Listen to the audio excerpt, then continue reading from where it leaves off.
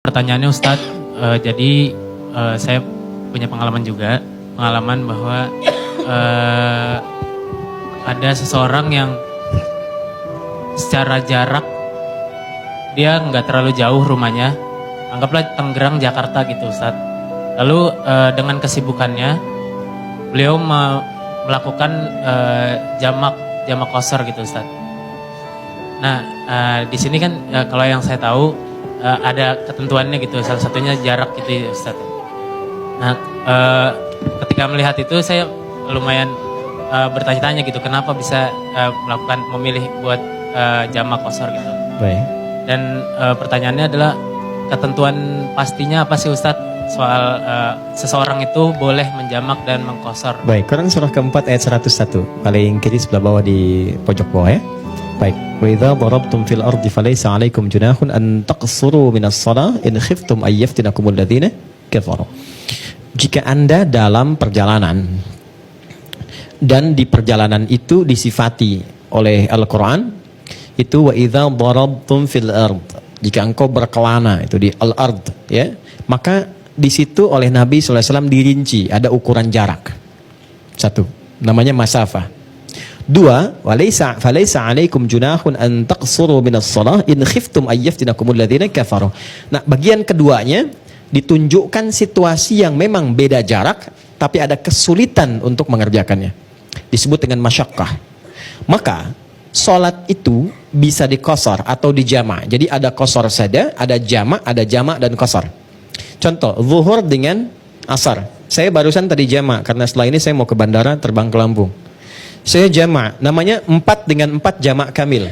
Semuanya 4. Kalau saya jadikan qashar saja, saya terbang ke sana asar belum tiba. Cuman terbang, nyampe gitu kan.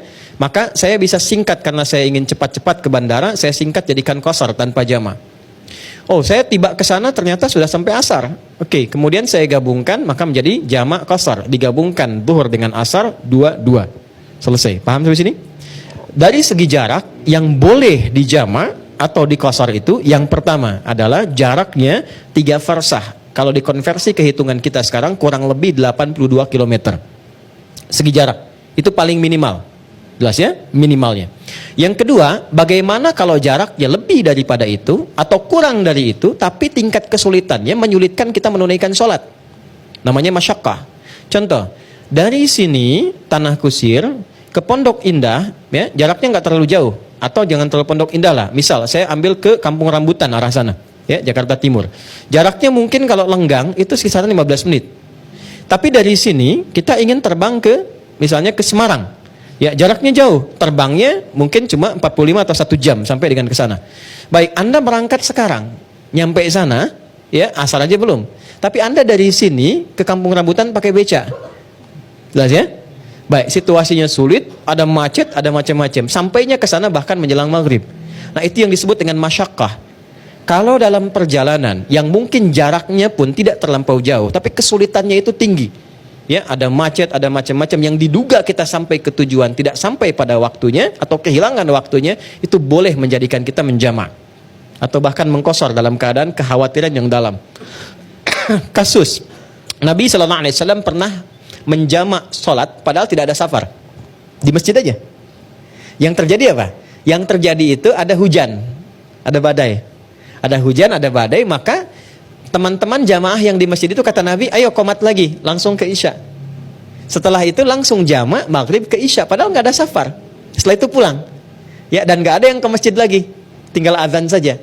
Nah, maka kebolehan dilakukan jamak pada masa itu masyaqqah namanya, tingkat kesulitannya, sehingga dikhawatirkan kalau pulang ke masjid lagi maka akan merusak kondisi fisik, ya, sesuatu yang membahayakan kepada fisik. Tapi yang boleh jamak itu cuma ahlu masjid, yang di luar masjid tetap berlaku seperti sedia kalanya. Itu kondisi yang di dalam saja secara internal.